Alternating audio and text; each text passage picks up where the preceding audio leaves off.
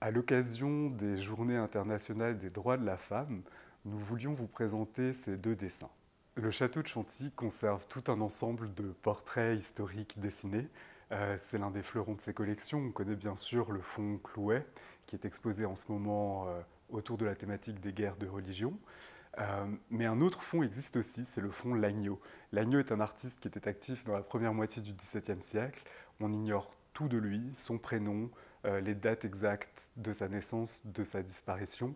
Toujours est-il qu'on a de sa main un ensemble significatif de portraits dont on a longtemps cru qu'on identifiait les sujets, mais une exposition en 2005 a démontré qu'en fait absolument toutes les identifications auxquelles on pensait être parvenu étaient erronées.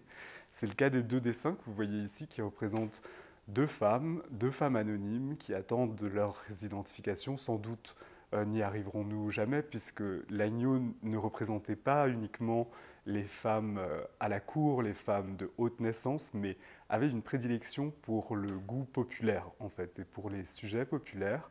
Deux camps s'affrontent au sein de l'historiographie autour de l'agneau, ceux qui pensent qu'il réaliserait des portraits d'individus qui auraient réellement existé, ceux qui pensent que ces portraits sont de pure fantaisie.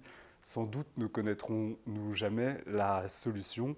Toujours est-il que nous avons là des portraits de femmes anonymes du XVIIe siècle, parmi les plus beaux qui étaient réalisés en leur temps.